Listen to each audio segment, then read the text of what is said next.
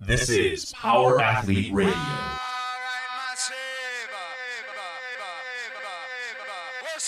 With your hosts, Denny K, Professor Booty, and the Luke Summers. And now, toes forward, hips locked, shoulders set, and retract those scapulars. It's time for some knowledge bombs.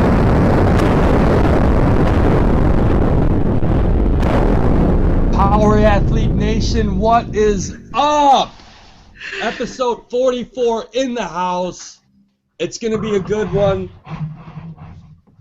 We got Wellborn, Summers, Callie, and Playtech. What's happening? What's up, Denny? What's going on? Hey! I'm fired up. I don't know if it's all the coffee or if it's finally we're getting some decent weather, but I'm ready to roll. I'm jacked. Don't wake up your kids. Dude, they gotta suffer. The kids gotta suffer. This is real life. This is the real shit right here. That's right, Denny. Give them those hardships they need. Man, so what's going on with you guys? Was that competition this weekend or is it coming up? It's this Saturday. This Saturday, you ready? Yeah, so we have 2 people watching right now. You 2 people need to go to shakedownseries.com. First, find 2 other people to listen to this. Okay, we have 4 now. shakedownseries.com/best team name poll with dashes in between. Are we winning? For Balboa Jacked. I'm looking for a retweet from Wellborn. Can you retweet that? Why don't you just post it on the football site? We have, yeah. Have you? Yeah, go on. But you're more popular than CrossFit Football. So You're John if you Wellborn. have Facebook, go on Facebook on the CrossFit Football page Can and you you'll tweet see it right now and I'll retweet it? It's the last CrossFit Football tweet. What we lack in metabolic conditioning, we gain in a strong team name. And a strong team network. And also, like, hair length. Well, spray kind of stuff. It's a bit above average. Hey, did you see some dude on Twitter is using our CrossFit Football helmet as his icon? Yeah. I like it. We have fans. We have a great design. It's just them paying homage, CrossFit Football Nation. So yeah, Denny, that's what's going on. We got that this Saturday. I've been leaning out for a while. Saturday. So it's going to be. We got the first. So first event was posted. Yeah. So 8,000 double unders, 475 toes to bar, 799 double unders, 1 toes to bar. That sounds reasonable. That Yeah. is. 10-minute time cap. Yeah, it's actually a 3-minute cap. So it's how far you get in 3 minutes. It's $50. not exactly that, but it's a variation of that. No, it is basically like a team chipper with a 14-minute cap, and it has. And then in the 15th minute, you have to set yourself on fire. So it's going to be hard to make up workout number 2, but you know what? They're going for broke. They're going to win at the first No, this workout. is the last workout. You set yourself on fire. Yeah. Oh, that is? It set yourself on fire Yeah, every they time? fixed it after the last. Oh, okay. My approach all along has been just to set yourself on fire from the very beginning of the workout. Like Hunger Games. Yeah. Oh, we'll get this. So we have a great plan for the rope climbs. There's a part in the workout where there's 12 rope climbs. You're supposed to complete them as a team, which is totally fine. But we got it in our heads that we're way smarter than the competition. So You guys are all and the climbing the rope at standards. once? so I basically kind of reached back into my cheerleading history and I taught the guys how to do like a basket toss, and I shit you not, 2 days ago we worked on basket tossing us up. I reach and I grab the top of the rope, and all I have to do is reach up and tap the ceiling. And then she lets go, and we catch on the fall. And then I just let go. And then reset. And then reset right into it. Nice. It saves so much energy, and I don't see how that's wrong. Well, you know what you are? That's a whole new level of kipping. It's you know what? It's preparing for the unknown and the unknowable. It's teamwork is what it is, and I think we might try to bring that out for maybe like the last rope climb, just to see if we're no repped. We want to be the team that has a presence, that's doing things outside the norm. I'm still But within surprised the that you were a standards. cheerleader. Yeah, it's true. Within the standards, though, which is I important. mean, you do because rock we a don't want to ponytail a lot. I so- do. I rock a high ponytail. It's true. So does John, you Luke. gonna go? No, unfortunately, I have to go work. So It's I have to probably go better to- that you don't, Yeah, because if they come I have to go across, to they come across some shitty judging, you're going to be right back in the situation you were last time. Yeah, no, it's better. No, I have to go to Katy, Texas, so these guys get to stay here and play and have fun. And we're that team that our B&B. dad never shows up, and it's just like our coach is never there. And That's true. Yeah, I got to go to Katy, Texas. I think we got about 40 new souls in Katy.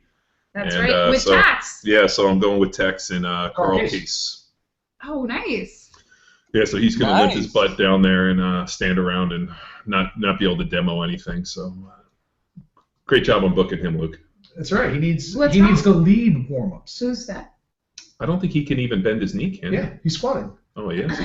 You gotta keep a thumb on the pulse of your coaches, John. But it's a good thing that I got that taken care of. Yeah, good. He's good. He's ready to good rock. thing.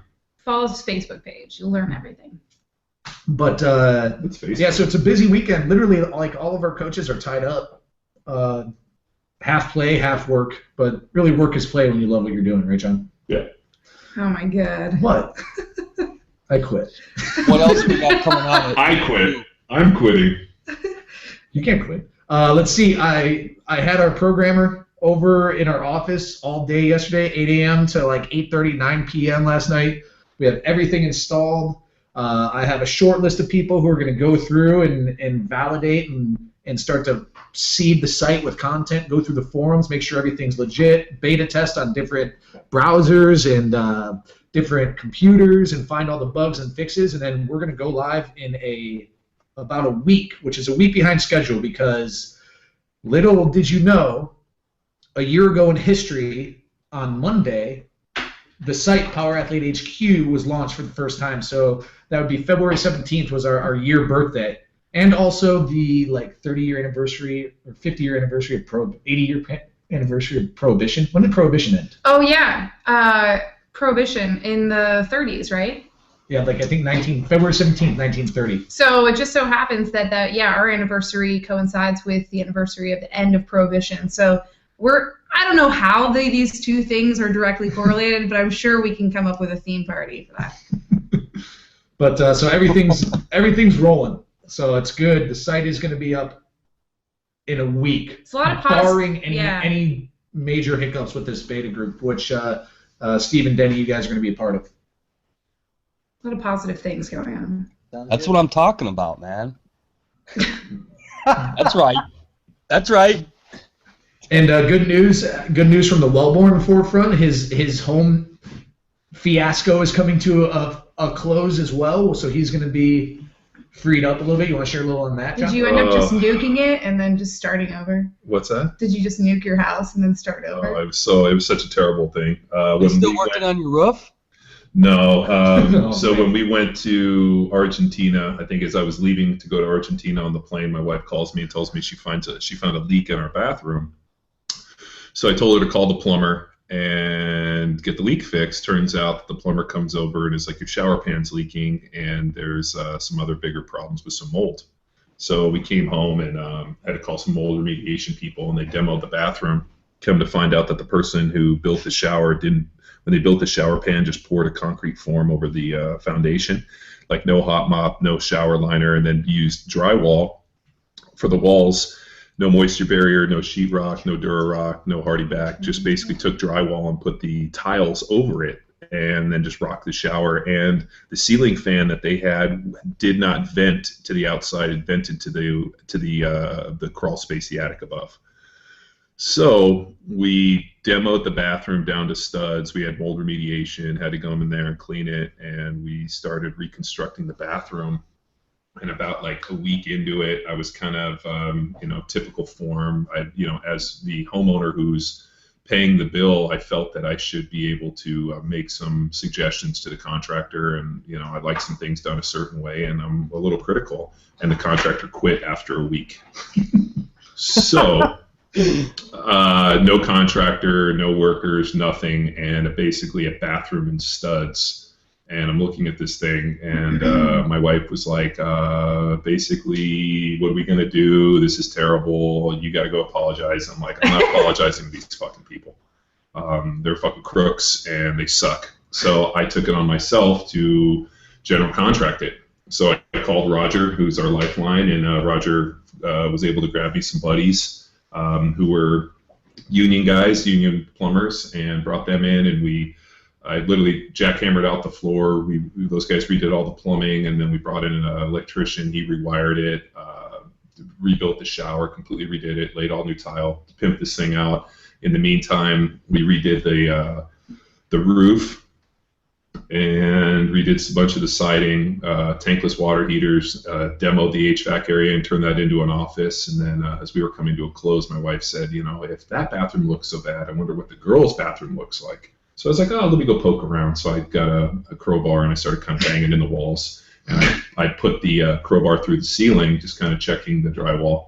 Was that on purpose or just like? No, I did. I just kind of was taking the crowbar and just kind of poking holes. I'm like, I can always go back and fix drywall holes. Yeah. So I poke a hole in the ceiling and water fell on my head, and it hadn't rained in 2 months. So I was like, fuck. So I started tearing down drywall. Turned out that when they did the roof, the guy missed a piece of the flashing. We had a little bit of a leak, but we also found some mold in that bathroom. So took that down to the studs, gutted it, called the mold remediation people back, redid the window, redid the plumbing, and today I was hanging Hardy back and moisture barrier, got it hot mopped, did everything, and the guys that are finishing had to get the AC redone. So I'm 10 weeks on this project that basically started with a leak in the bathroom, but what's good is we fixed everything, and it'll look awesome when it's done, but it pretty much pulled me out because I was there either doing it or managing it pretty much 7 days a week for the last 10 weeks. So in hindsight, I should have just kept my fucking mouth shut and not micromanage the person. But I mean, if you're a contractor and the homeowner is paying the bill, starts making some suggestions and micromanaging a little, you should be able to be like, hey, that's fine, just do it, just don't fucking walk off the job. But due to some pride or ego, I probably should have either gone and found somebody new. But in typical Luke Summers, John Welborn fashion, what are we going to do? Do it yourself. Fucking do it ourselves. Fuck you. I'm not going to, I mean, it's what we do with everything. There's probably an easier way, but then at the end of the day, at least now I can say everything's perfect. Everything was done exactly the way I wanted. Mm-hmm. So only one person to blame. Yeah, there's what only one person to blame. What kind of suggestions wouldn't this guy take? Well, anybody out there who's listening to this has ever dealt with a general contractor. The way general contractors make money is they usually bid a job, but they know that the job is going to have a lot of extras because once they get into this onion, they know how many layers it is. They know that the homeowner's going to want to make changes, and it just is how a fucking job works. So you bid the job, and you realize you're probably going to make another 25 to 50% on add-ons and extras and changes, and we encountered this and this. So the guy came in way too high on the bid. And I told him, I was like, hey, dude, you're going to make this money on me, but, dude, don't start here because I'm going to be here, and that's outside my budget.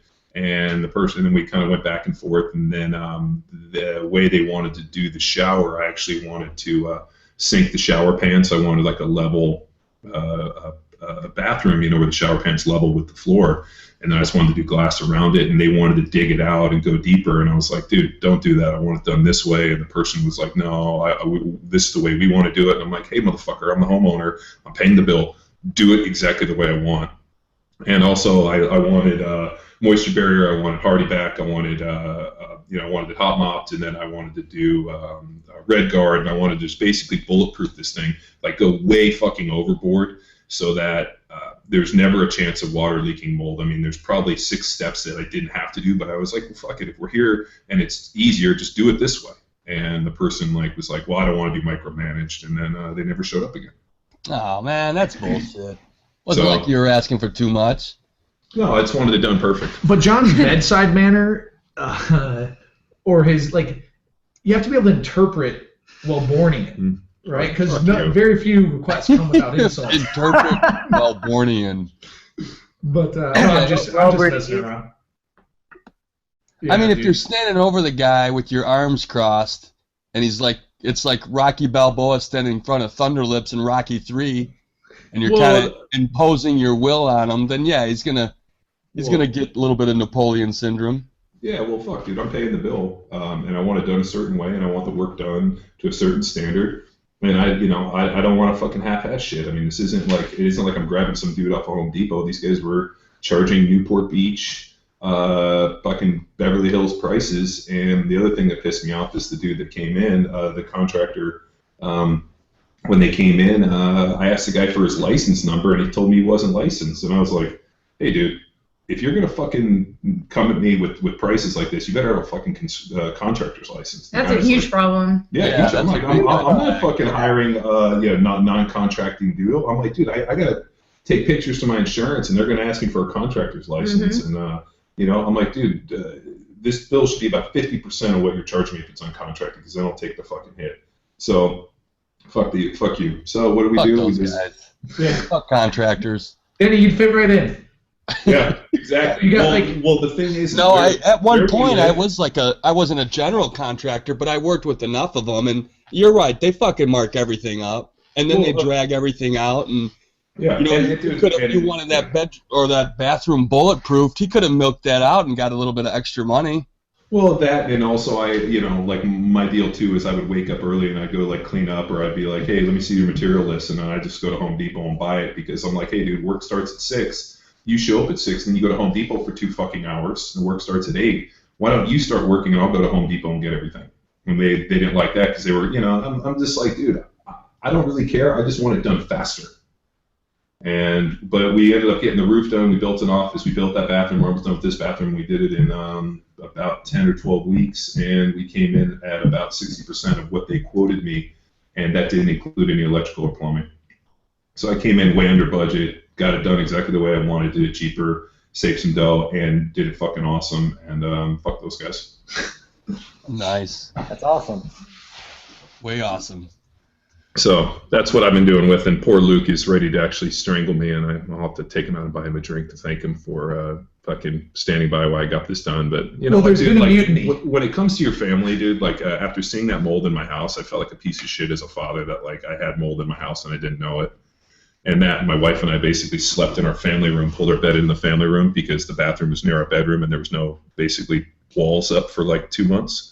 So it was like 40 degrees in our bedroom. So we were sleeping in the family room for like 2 months. So, I mean, at that point, you're like, I got my family sleeping in my family room and my kids have mold in the house. So I'm like, you know what? I got to take some steps to make sure that this shit never happens again. Because obviously the people that were there before hired just some asshole from Home Depot, who's like, oh yeah, I can build a bathroom. And the guy completely screwed him. Or they just did a shitty job and sold the house, But I don't believe in that stuff. Cool. So, all right, let's get on with it. Enough of my fucking pain. All right, well, we got a really good bobsled question, and we got some anterior pelvic tilt. All right, let's start with the bobsled, because I actually go with the bobsled. All right, you want to read the question? Adam Dugan, he emailed. Now, Steve, is this your buddy? Playtech. Unmute. He's on mute. It probably is. Yeah, I think it is. Okay. He writes in, he says, hey, I'm currently using CrossFit Football to train for the USA Bobsled Team Combine in August of this year. My plan is to get a good feel for it this year and really learn where I need improvement. He added a couple links to what the Combine movements are and then how they score. So then he goes on to say, I'll be testing for the, quote, brakeman, which is considered a push athlete. I would love to know how Power Athlete Team would manipulate, if you would at all, the CrossFit Football program for a push athlete. Essentially, I need to be as big as possible while maintaining explosiveness and short duration all-out pushing/sprinting. The rest of my job would be to hang on and hope I have a good pilot. Thanks so much. All right. Do you want me to go through the test real quick? Yeah, well, the test is you guys would actually kind of laugh a little bit because this is actually so far into the Power Athlete wheelhouse. I'm sure that everybody on here has probably done some version of this test in the last 3 weeks. So it's got a 60-meter sprint from a stand, so a standing 60-meter sprint, and they take your 15 and your 30-meter splits. So that's how they basically test your 60 and they test your split for the 15 and the 30. They have a 15 to 45 meter flying start, which is you basically have 15 meters to accelerate. They time you at the 15 meter and then you sprint for the 30. And then they have they basically make you push the bobsled for 45 meters or basically a version of it. It's like a sled. and then they're going to score the men's bob scored only the 60-meter time, and then they have a broad jump. They have a shot toss, which is In both hands, I believe. I Or is it I one thought it hand? was a reverse throw, but I could be wrong. Oh yeah, it's both hands underneath, like doggy style. Yeah. Yeah. Doggy style. Yeah, isn't that what you call granny style? Granny style. Oh. Oh, get your Same mind out of thing. the gutter. Same Explicit. thing. We have explicit rating. Yeah, grandma Wanna talk about doggy doggy. style? We'll do that next. So it's a shot toss with a 16-pound medicine ball, and Power clean. then it's got a power clean, 1 RM, and a back squat triple, heavy triple. So I first was introduced to this test and some of the protocols from bobsled in 2009, 2010, when I was contacted by a guy to actually write a custom program for somebody training for the combine to go and be a professional bobsledder. And I didn't really know much about it, but when I looked at the combine and I looked at the tests, it looked right in our wheelhouse. So I ended up contacting a guy over in Huntington Beach, and I cannot remember his name. I'd have to go look at his email. That trains professional Olympic bobsledders, and the guy's worked with like several of the top bobsledders in the U.S. And the guy was kind of the go-to guy for him. And he was right over in Huntington, so I went over, hung out with him. He showed me a bunch of his programming and a lot of the workouts that they do, and I started incorporating a lot of the movements and a lot of the programming into CrossFit football. So for tomorrow, you are going to see a workout which it has flying starts in it. I think it has 30s, 40s, and then 10 by 10 flying starts. That was one of the workouts I got from him. If you notice, we do a lot of power cleans and we do a lot of back squats. We've been doing a lot of reverse med ball tosses. We do a lot of bench press. I mean, it's pretty much the bobsled type movement, pushing the prowlers and doing that type of stuff. It just fits right in it. So how would I scale CrossFit football for specific bobsled? I would probably just incorporate, we about every 4 to 6 weeks is when we start doing the flying starts. I'd actually start doing the flying starts 1 day a week. Building up, I would actually do a little more of the some standstill starts in the 60s, somewhere start going 40, 50, 60, 70, 80 meters. I don't think I'd sprint over 80 meters. I mean, would you sacrifice some of the GPP stuff we do for the D-Mod 100%. for more SPP like sprinting? Yeah, so what I would do is I would follow the strength template, and I would start incorporating more sprint run stuff. So your programming would look a lot like my programming I did when I played in the NFL, which was lift heavy weights, sprint, rest and repeat on the volume and intensity model. Would definitely, the broad jump stuff, having that horizontal displacement in the broad jump. A big part of that is learning to land in a good athletic position, something that they're going to notice, and something that you really need to take care with a lot of the broad jump is effectively landing good landing mechanics, which we call our squatting mechanics. So that becomes a huge deal. Obviously, the power clean, which we do a ton of work on, but that ability to really get underneath the bar, and then the shot toss. I imagine that's like technique too, especially if it's not something that's in like your programming regularly, What like is? the shot toss. There has to be some Well- level of when to release and when to Well, so a big part of the shot toss is going to always be some form of hip extension. Mhm. So the way that we were really training a lot of it was actually the reverse throws. So actually when we do that reverse throw, getting full extension hips, and actually really throwing, and then actually going back and forth and doing a lot of med ball stuff on the website, on the new paid back end. We're going to have all the upper body plyo med ball stuff that I developed. I've shown these guys, and I think we just got to film it. But we'll have a whole series on that with all the kind of the explosive med ball stuff that with the rotation and the throws, and these guys have worked on it too. So definitely things like that, working on that hand speed, but just really that ability to reach full extension, heavy triples. I would really stay, somewhere in the 5 RM, 3 RM, 1 RM. I don't know if I would definitely get outside of that, because that 3 RM really plays right in that central nervous system efficiency. And do you have what these guys are squatting? I have. they're I have squatting the in the scoring tables. yeah they're squatting in the 5s and the 6s, and usually their cleans are in the 350, 375. So in terms of the lifts, here's what the 100-point table is. For strength, clean 150 kilos, squat 200 kilos. So 440 and 330. Mm-hmm. I thought that was pretty impressive when I looked at. For a triple. I should be a bobsledder. Well, I mean, Yeah, when that guy, I was like, damn.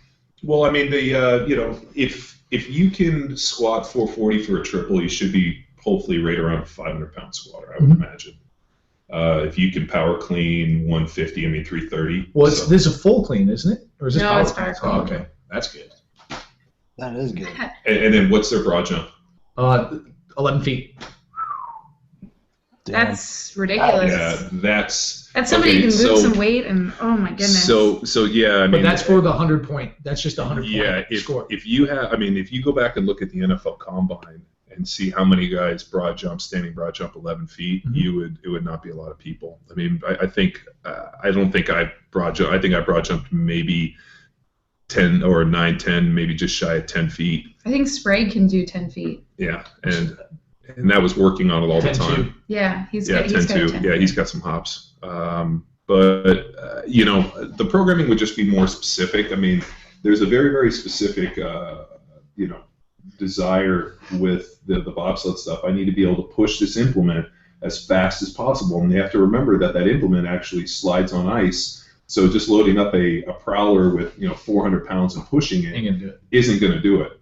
Yeah. Part of the thing which we realize too is that strength is great, but speed strength is really what you're going for. Mhm. So for me, I would probably start using some chains and some bands and start doing a lot of not necessarily dynamic work, but I'd be doing those heavy triples with chains and also bands, just working on that acceleration. I definitely do banded jump squats. I would start really focusing on posture and position and just a lot Wouldn't of the you things. say for this guy in his particular position in the bobsled, I mean, don't you think like sprint mechanics, if he has access to them, would be like a huge advantage to him, because any lateral displacement or inefficiencies with a stride are going to be create but huge you have to problem. remember the stride is going to be different because he's pushing an implement. Sure.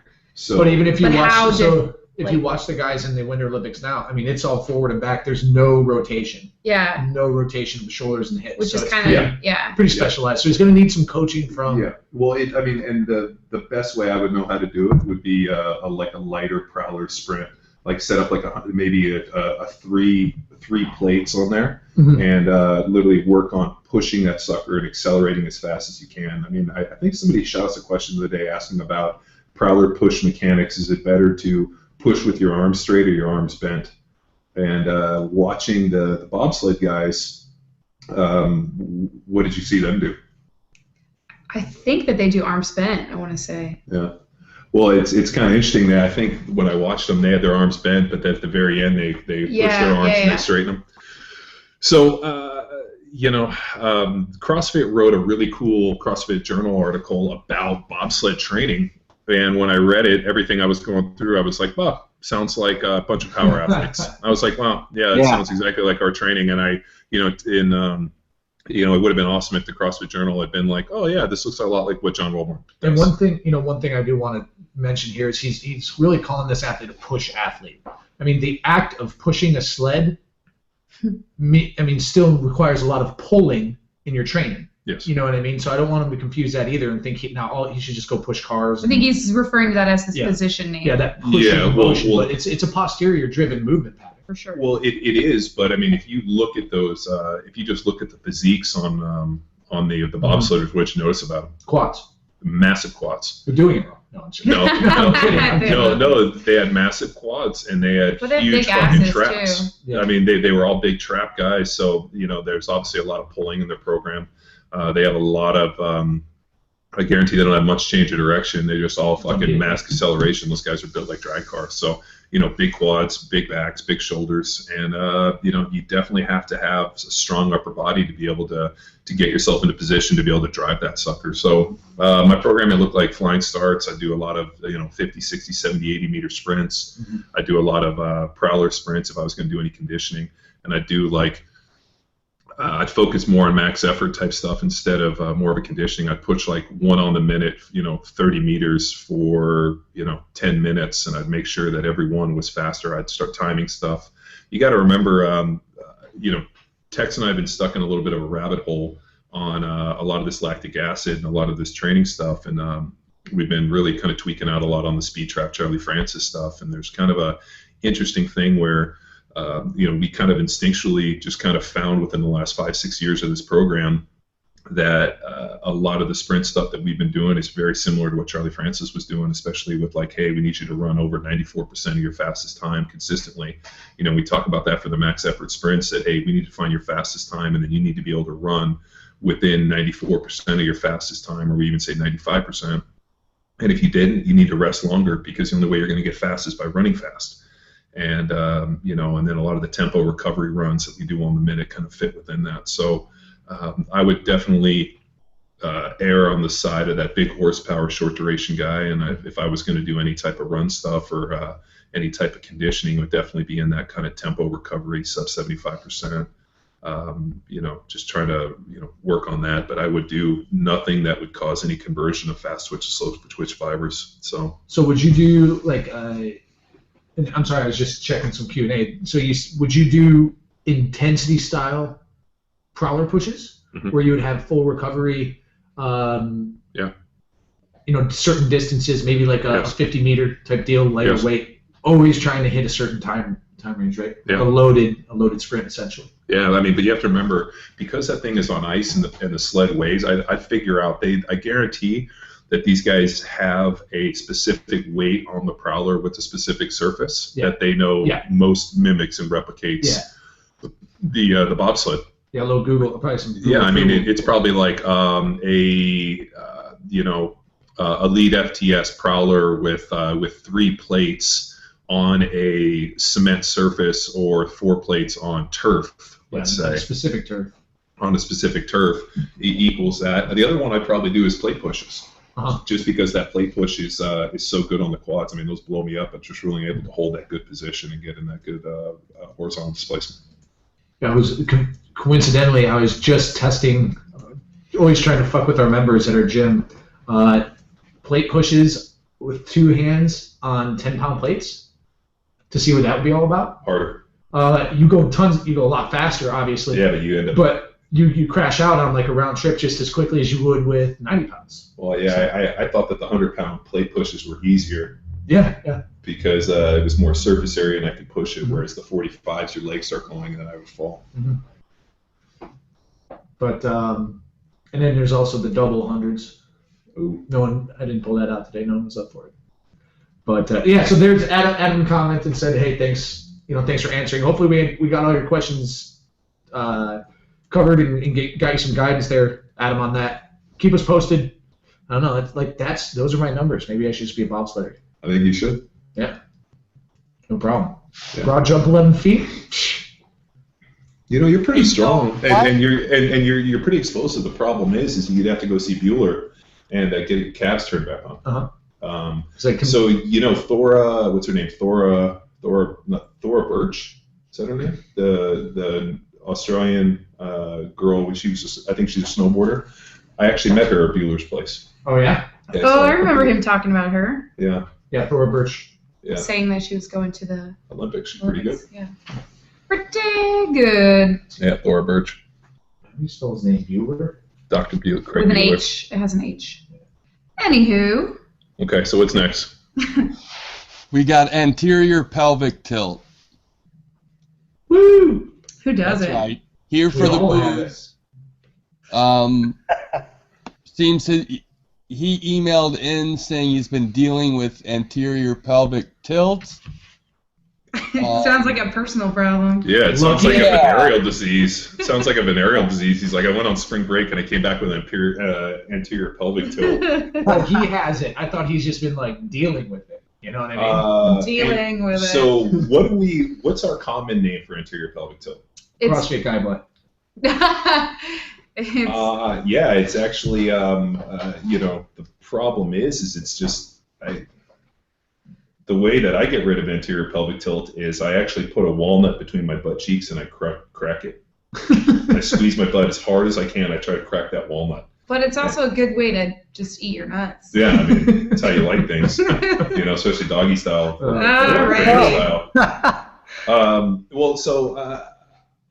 I think it's just, I mean, it has to do with just position. I mean, with that hip flick. I mean, we watch people squat all the time, and their first movement is to like flick the hip.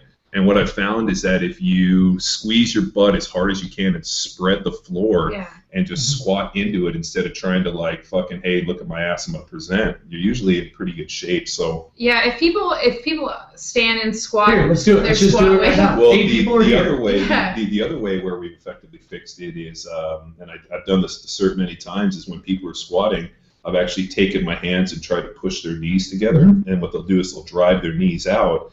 And it actually stops them from flicking their hips. Exactly. You can't simultaneously externally rotate your femur and flick your hip. It's like virtually impossible. So if you get just people to do that. It's like chewing gum and walking for Luke. Yeah.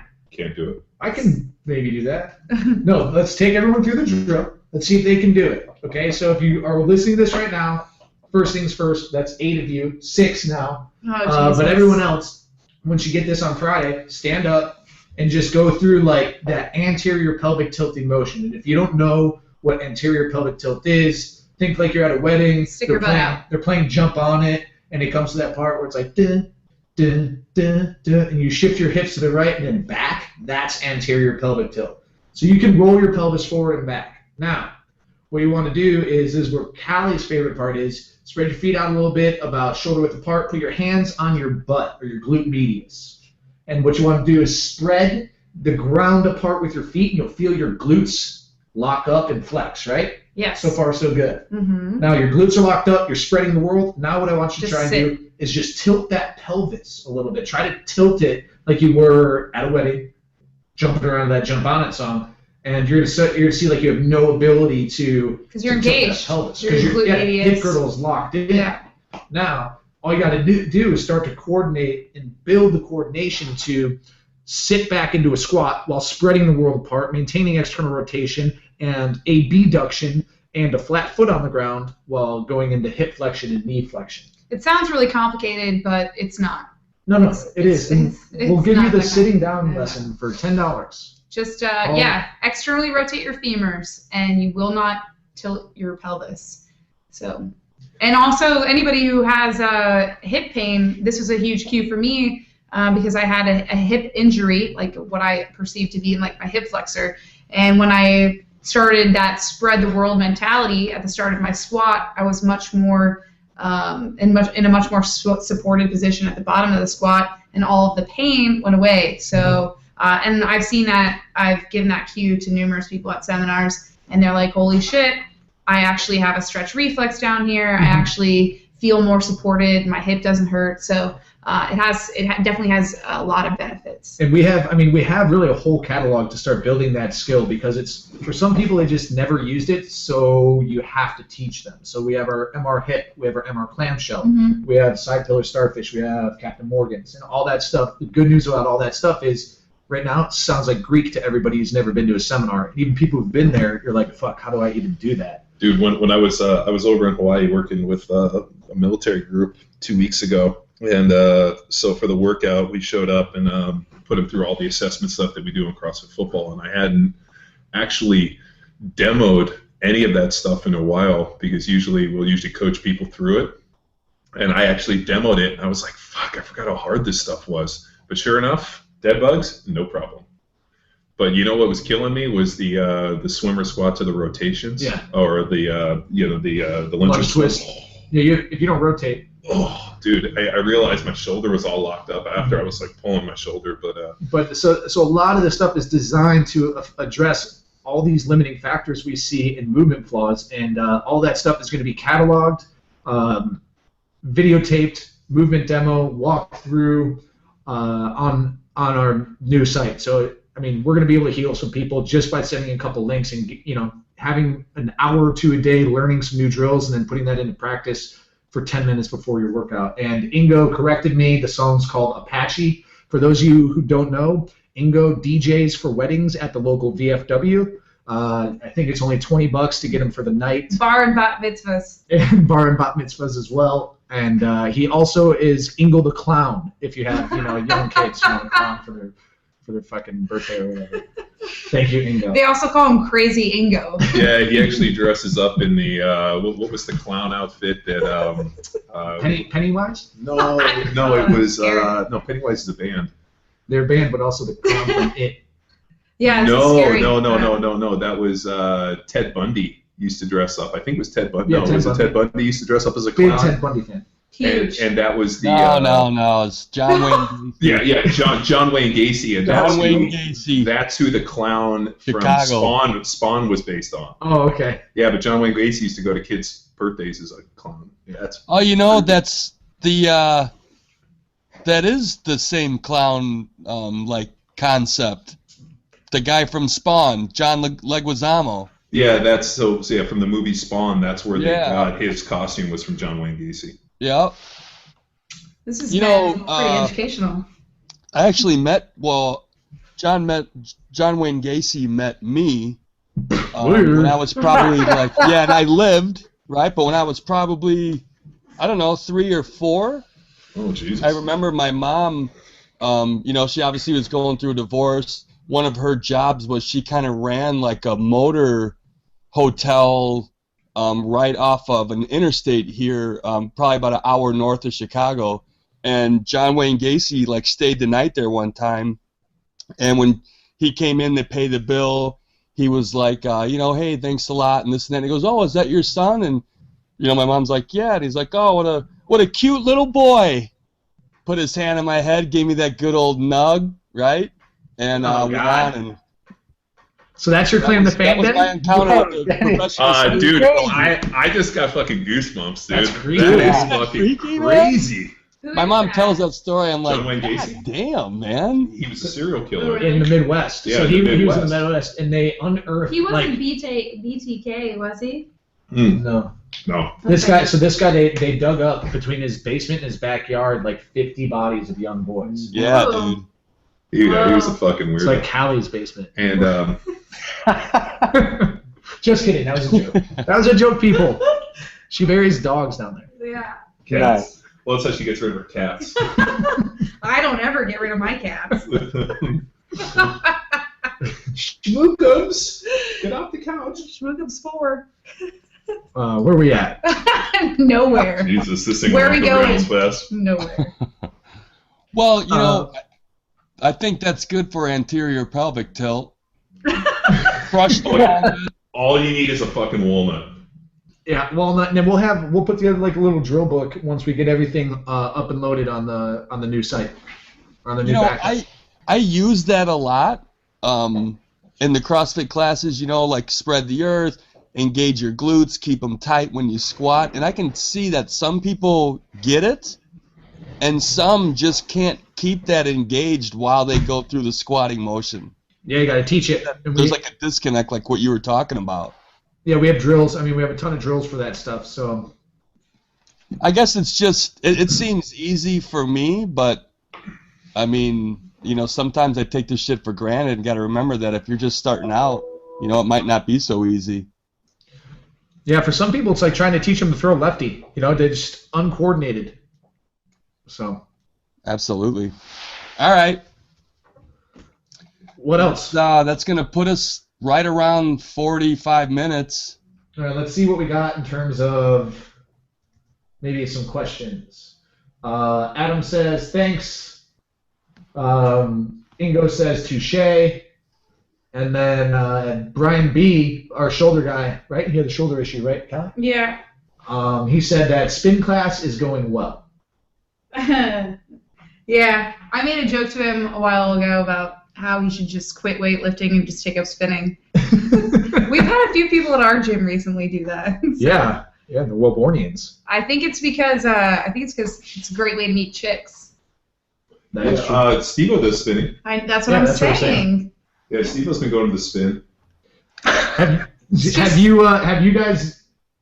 Do you do any of your clients, or do you guys supplement with any of that like jazz class, or what? I mean, anything outside of the gym? Yoga? Yeah, I do yoga. We don't offer that kind of stuff yet. Like We are- yoga or spin or jazzercise. I mean, it's just CrossFit and the sports performance. We offer yoga twice a month. It's pretty ball and intense though. Yeah, yoga's tough. I used to do some, what was it, Ashanti yoga. Was it Ashanti? No, Ashanti's Ashtanga? Ashtanga yoga, which I liked. Because it was all about the positions, and what I liked was that all the positions were active, and it was kind of these really cool. So I found that one was most beneficial for me. A lot of the other stuff I thought was fucking useless. Yeah, that's what we do, Ashtanga. It's pretty hardcore. Yeah. Every male in our gym that's tried it has ended up in a puddle of sweat sitting in child's pose because they couldn't go on. Yeah. It's a rough deal. All right, so what's up? And I got a couple questions are filtering in here. So Adam Duggan chimes in again and just wants a quick update. One of our more popular posts, or John's post actually, about the bulking protocol. He says, when can we expect the parts 3 and 4 of the bulking protocol? Well, parts 3 and 4 are done, but we've been kind of holding off, waiting for the paid content. Occasionally I'll write some stuff, and Luke's like, dude, this stuff is solid gold, so we need to hold off a little bit. Go, Jerry. Go.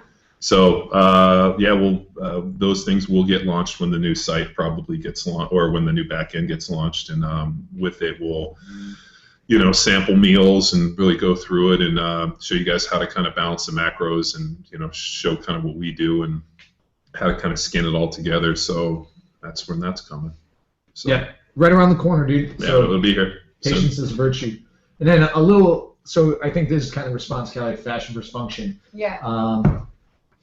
We got Phil is asking us, hey, at what point is using knee wraps causing more harm than good? I'm doing linear progression and feel wobbly in my knees above 300 pounds. Phil. The problem is that we never want to use knee wraps. I made this mistake when I was younger.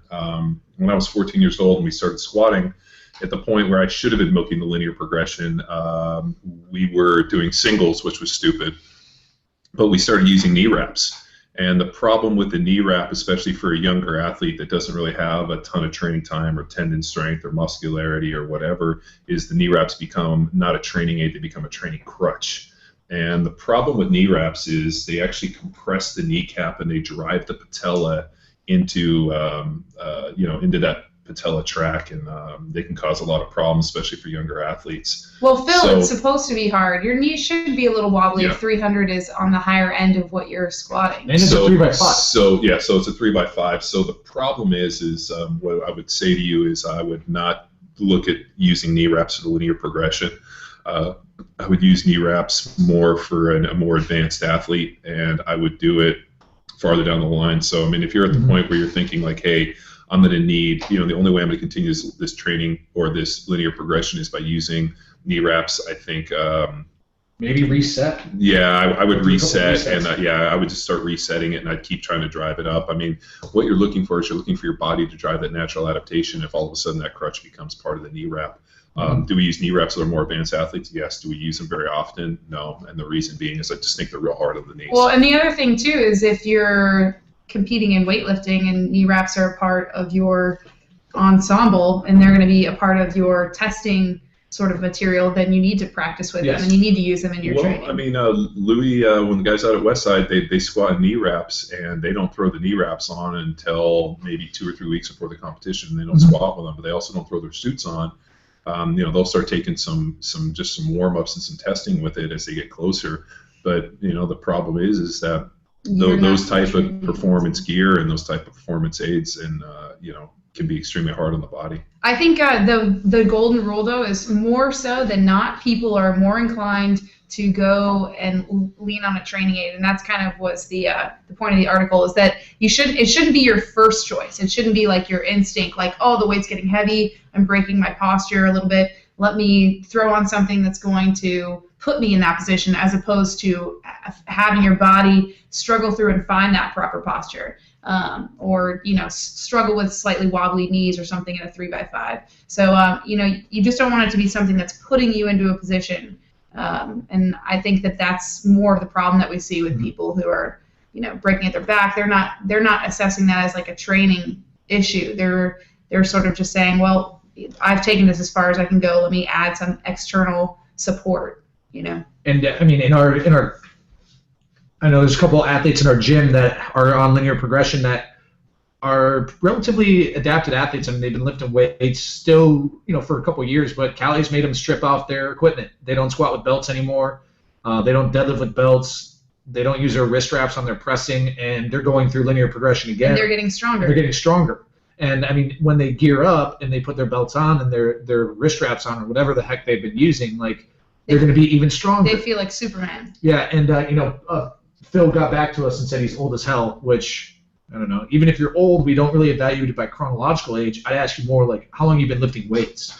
So if you're an older athlete who's new to lifting weights, then the adaptation is just going to take a little bit longer. You're not going to be able to drive as accelerated adaptation as, let's say, a kid, but the rule still applies relative to training age. If you're relatively new to the linear progression, don't use those knee wraps. I mean, just kind of go to what your body can handle and be patient. And it takes it takes a long time, but a good friend once told me you can't rush good pizza. It takes time.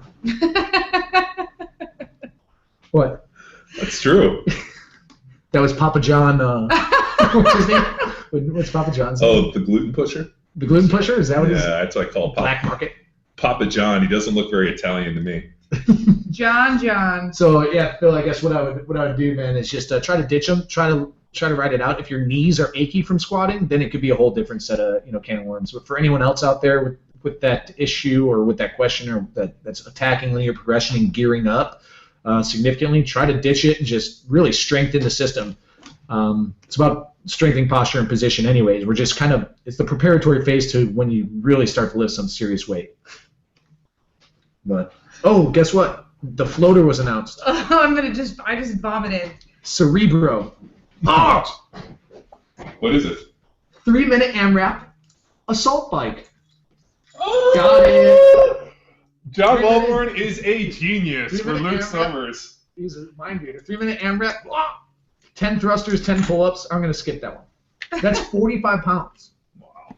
Wait, do we do this as a team? Then 3-minute AMRAP, air assault bike, then 3-minute AMRAP, 10 thrusters. This 10 has to be a team thing because there's no fucking way. It's just 12 minutes. No, there's no fucking way I'm doing that.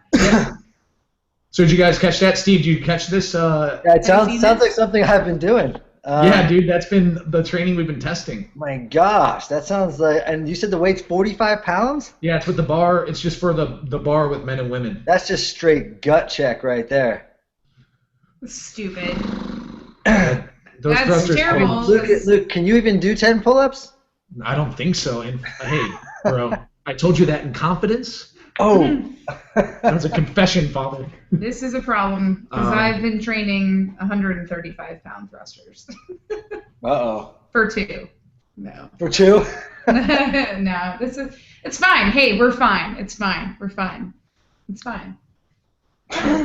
Anyway, so is that it for the questions? We did have one more come in, and I'll wait for John to get back. But too late. Just kidding. What do you think the strategy is on that guy? Is this a team? My question is it How does a it team get thing? broken down? How's it get broken down? I bet you. So I feel like it's the same thing as.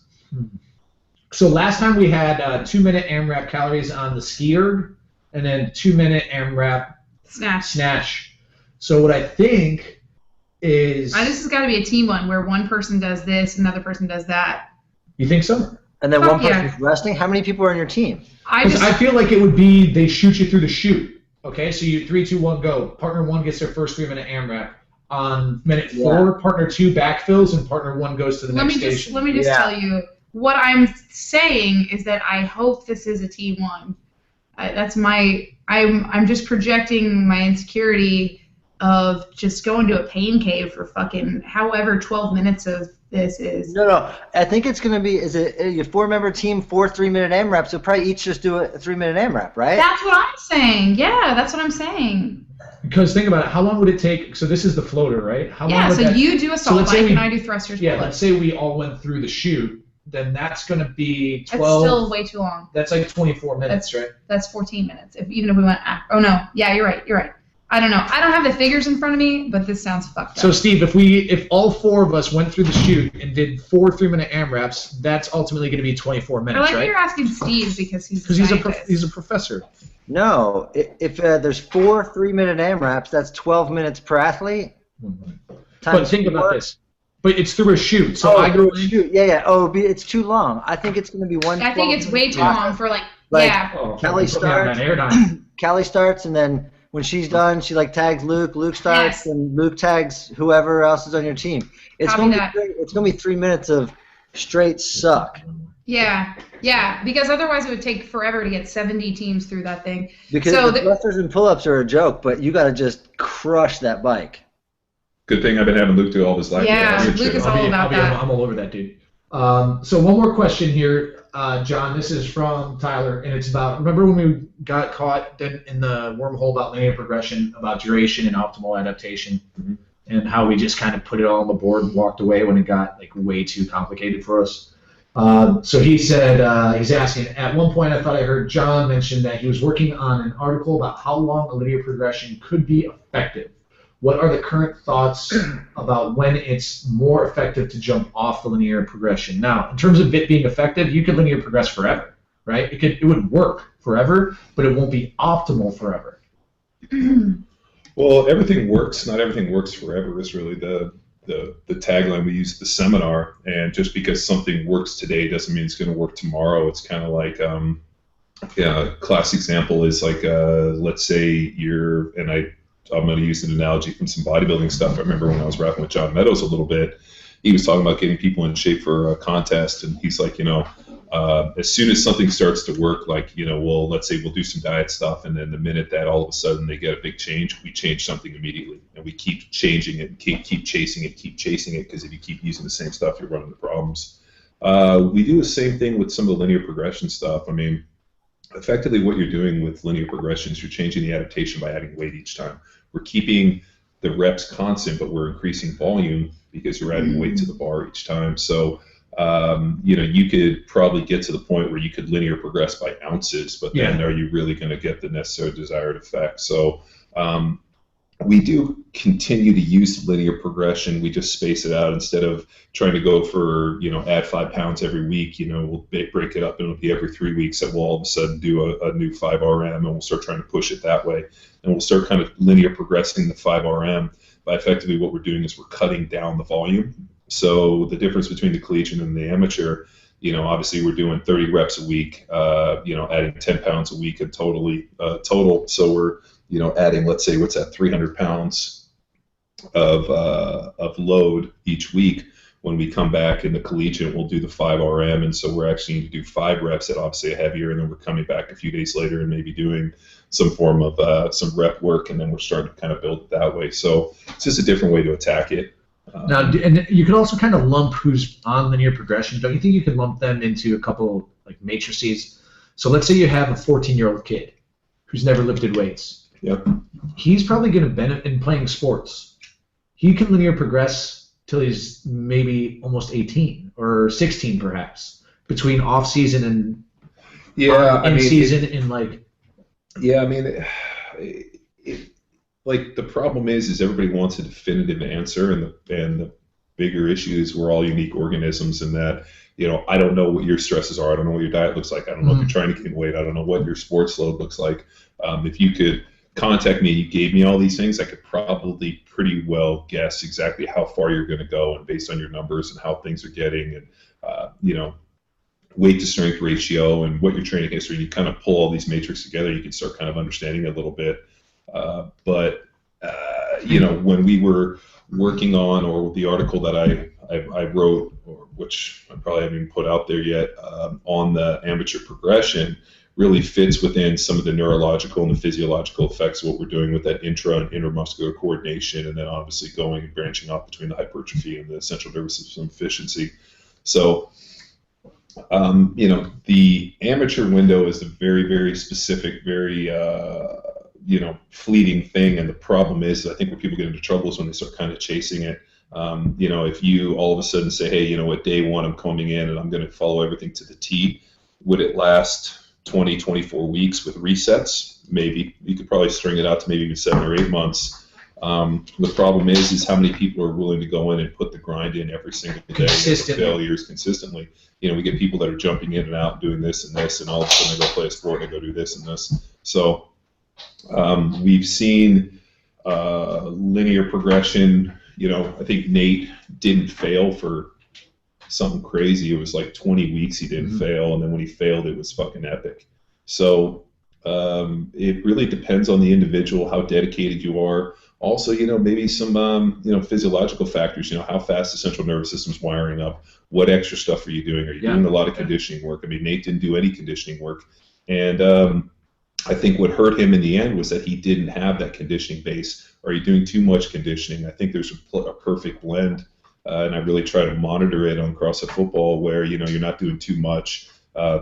People constantly take off the Saturday workouts, which I program the Saturday workout merely as kind of a bonus, and people want to do a Saturday, and I'd much rather have them do what's prescribed than me not post something and then have them go and do something stupid. So for the people that are really trying to grind the linear progression, I probably just ditch the Saturday and take those two rest and recovery days. That way you have a squat Monday, you take 2 days, squat Thursday, train Friday, take 2 days, and then you're back into it. So I think there's a great kind of blending between being able to do enough work to keep driving the adaptation, but not so much that you're negatively affecting the conditioning. The conditioning is negatively affecting your strength gains. Because you can't serve two masters.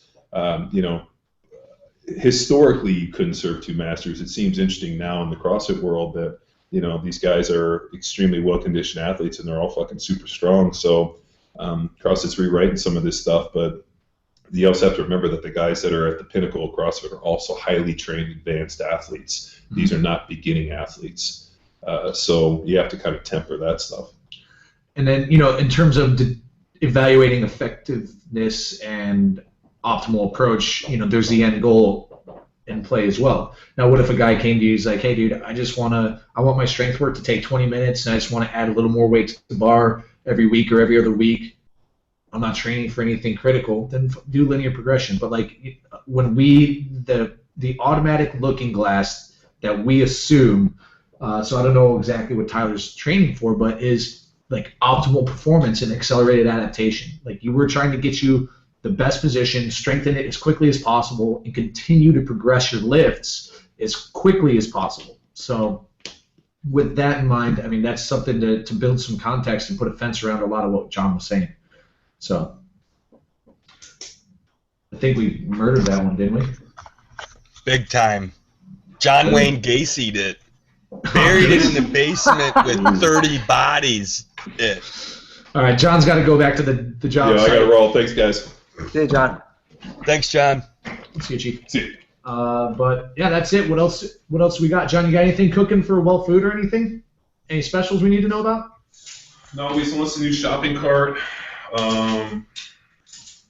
Any new products? Yeah, the certified 100% grass-fed jerky's coming. Nice. Which is it's fucking really good. So there's your Well Food Co. update. What else do we got, Callie?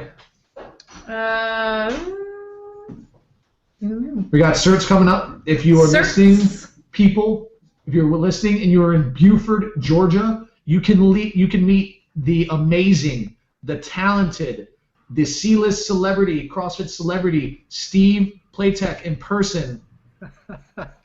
Nice. Because he is hosting a CrossFit Football Trainer Seminar and will be attending. That is correct. Callie and Tex are going to be running that one. They're going to put on the show, the East Coast show. And so get out there. You got to sign up. That's March 1st and 2nd. This weekend we have Katy, Texas. Space is limited. We only have 2 or 3 spots left. So if you were planning on procrastinating in Katy, you got to get signed up ASAP. Get your tractor to Katy, Texas. And then after Buford, we're heading to Arizona. That's March 8th and 9th. That's going to be with our boy Jake over at Tribal CrossFit. And then we're going to the Paris of the Midwest, Aurora, Illinois, to visit the Unk and my home gym at CrossFit Naperville. So those are our upcoming seminars. Get signed up. If you have any questions on that stuff, hit us up, seminars@crossfitfootball.com. Keep your eyes peeled for the premium site. That's literally right around the corner. Literally. Can I ask you guys a question? We haven't talked anything about Power Athlete Team Series. What's happening with that?